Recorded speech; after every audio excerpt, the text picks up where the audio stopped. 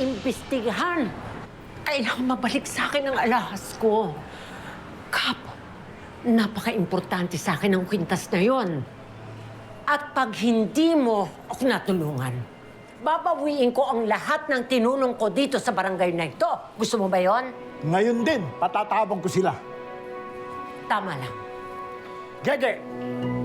Nasaan kayo ng bandang 2:00 ng hapon kung kailan nasagasaan si Madam Chona? Ikaw, Emma! Ako po, ng mga oras na po yun, nasa karinderya po ako kasama si Daisy, nagsisilbi sa mga kumakain. Oo, ako naman nagluluto. Kasi ang daming customer namin. Kung ayaw maniwala ka, tanungin nyo lahat nung kumain kanina. Sa bagay, naniniwala ako sa inyo eh. Kasi nagpabili pa ako ng ulam sa tanod ko. Masarap yung pagkain namin. Oo naman. Eh, alam mo naman, pasensya na kayo. Kap, kinakabahan ako sa mga ganito mong interrogation. Akala mo naman eh. Pasensya na kayo. Sumusunod Papaaminin lang mo ako sa- kay Madam Chona. Papaaminin tayo sa kasalanan din naman ginawa. Eh, bagay, wala naman talagang ebidensya eh. Tsaka ng mga alahas ni, di ba, ni Chona? Mukhang fake. Excuse me. Eh, talagang ganon. Trabaho lang. Walang personalan, ha? Naiintindihan namin.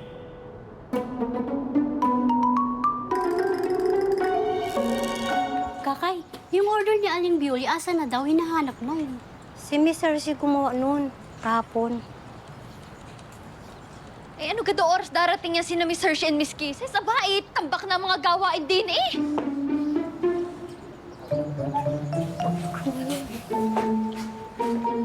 Kakay, Ay naku, pwede ka, B-boy. Huwag mo muna akong kinukulit ngayon at ako'y madaming gawain din eh. sungit naman na ito.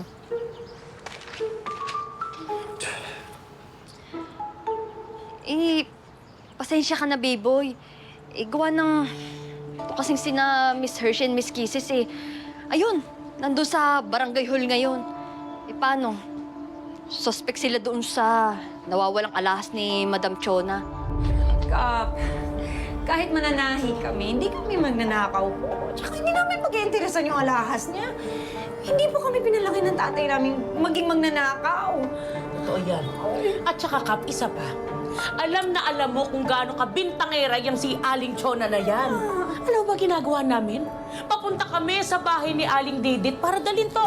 Itong mga pinatahi niya. Tapos nabalitaan namin na nabangga daw si Aling Chona. Kaya pumunta kami. Ayun, nakita namin nakabulagta sa kalsada. Nilapitan namin. Yun lang. Kap, hindi talaga kami magnanakaw po. Kilala mo naman kami. Simula nung mga bata pa kami, di ba, Kap? Sa bagay, naniniwala ako sa inyo dahil mababait kayo at saka hindi nyo kayang gawin yung ganung bagay. Pasensya na kayo. Eh, trabaho lang.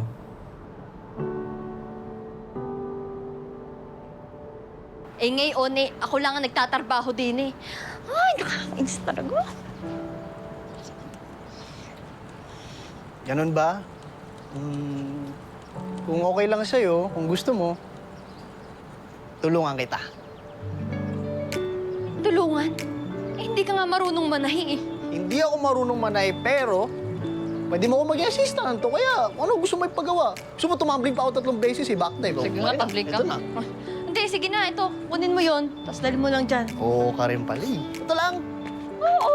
Sus! Huwag ka na madami Basic. satsat. Basic na basic. Mikimik ka pa dyan. Tumahimik ka nga. Ano pa? Nakakabwisit Ito. eh. Ayan, ayusin mo na. Pati yan, idamay mo na rin yan. Ito. Kakay, Dali mo na rin doon. kakay. Dala ko yung mga paborito mo. Ay, naku.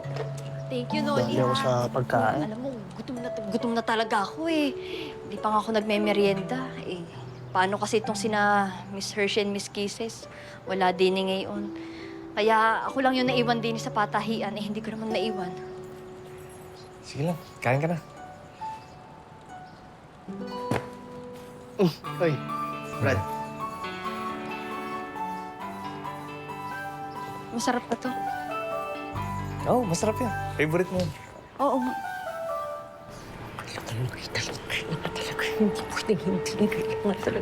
Madam Chona, mahina ang ebidensya natin laban doon sa 4 na suspect. Mas malakas ang ebidensya nila kung saan sila nandoon noong oras na nabangga ka. Hindi! Hindi! Hindi!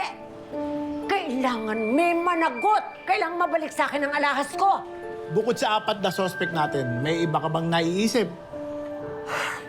Basta pagmulat ng mata ko, silang 4 ang nakita ko. Kaya sigurado ako na isa sa kanila ang nagnakaw ng alahas ko. Nung bago ka mabangga, may nakita ka ba sa paligid mo?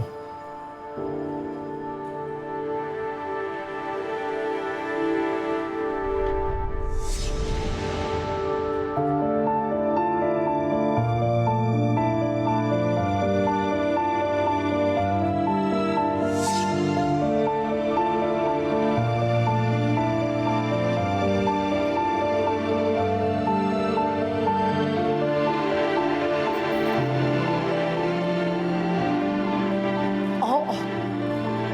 Naalala ko meron.